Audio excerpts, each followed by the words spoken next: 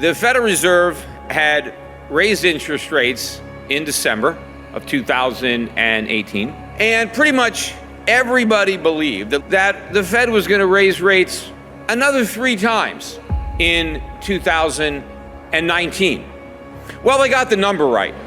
The Fed did move interest rates 3 times, except the direction was the opposite of what everybody thought. Instead of hiking interest rates 3 times, the Fed cut interest rates 3 times.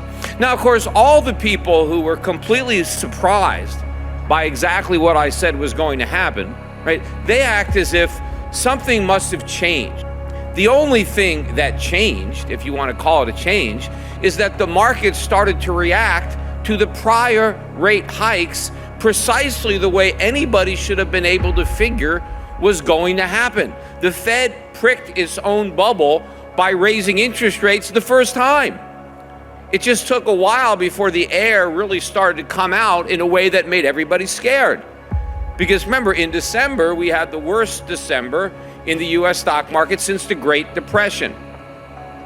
And had the Fed not reversed course, had the Fed continued on its trajectory, we probably would have already had a worse market decline than the one we had in 2008. We would probably already be in a greater recession than the one that we had in 2008.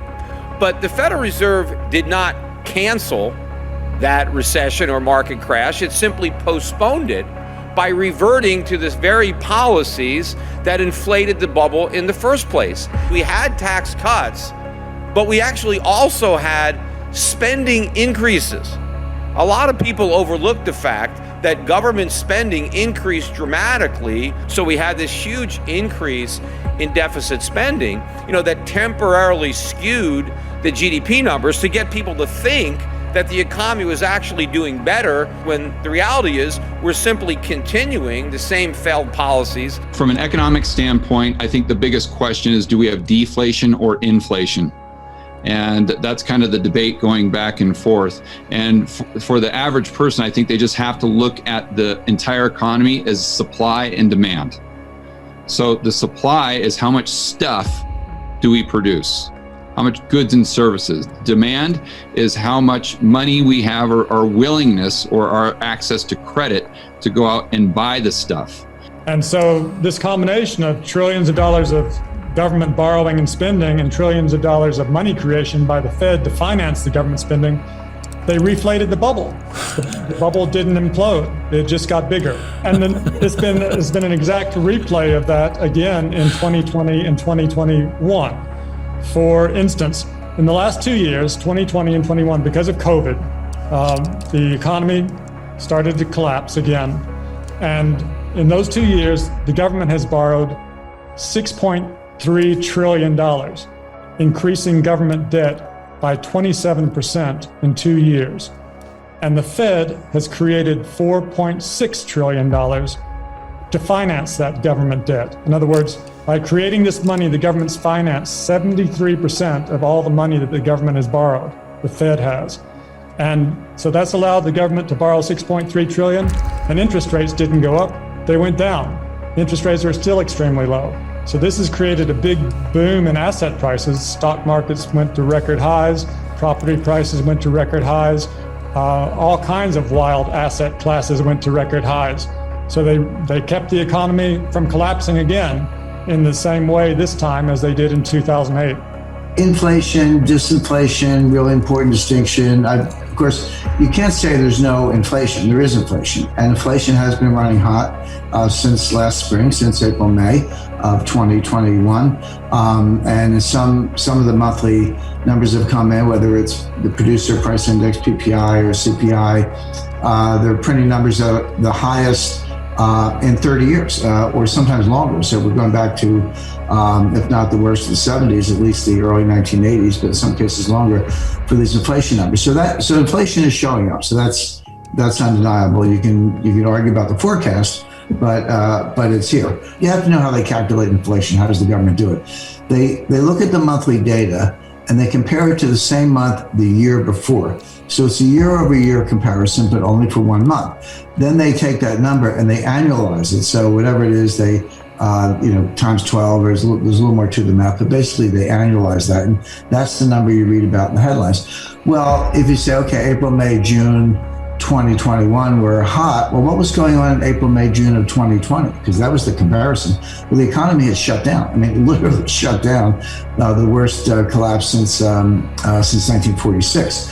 And one of the worst in American history. So we didn't just have low inflation in 2020, we had deflation, prices were going down.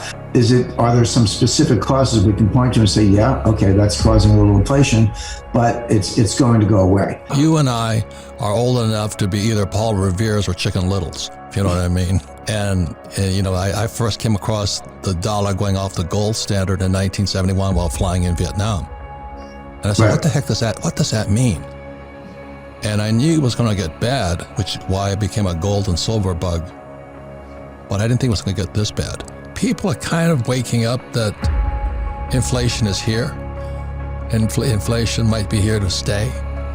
And the problem with inflation, this is my personal thing about it, it makes the rich richer, but it makes the poor poor. I mean, literally poor. And then the middle class gets hit the hardest. Wealth and political gaps that are causing great conflicts. Throughout history, there's always been, the main things that everybody's always fought over is money and power, particularly political power. So what we have is a situation when you have a large wealth gap and you have an economic downturn, particularly if you put a lot of debt having at the same time, you have a fight. So notice you still have inflation, but if it goes from 8% to 6% to 4% to 2%, which is what I'm saying, you still have inflation, perhaps inflation of 2%. And that's not trivial. Look at the value of the dollar and a half in 35 years. So it's, by the time you're, most people are young adults to the time their kids are in college, it's about 35 years, so, or less. So that's real. But going from 8% to 2% is a big deal for a couple of reasons. Number one, it means that 8% number is not sustained. If it is, but if I'm wrong and inflation goes 8%, then it's probably on its way to 15. So that's a completely different scenario. That's not the scenario I see. That's what most people get fixated on. So they think, okay, well, we have to have prices going down, deflation. But they forget about the supply side of the equation, because if the people can't go out to produce goods and services, well, the supply will go down fast as well. So then the question becomes, what's going down faster, demand or supply? Well, then you look at the supply chains that have been disrupted coming into the United States. If you go to Walmart, Target, Home Depot, the majority of the stuff you see on the shelves was produced outside of the United States. So if those supply chains get disrupted, that means less supply. Then what happens is, usually going back to Dalio's example of long-term debt cycles, you get social unrest.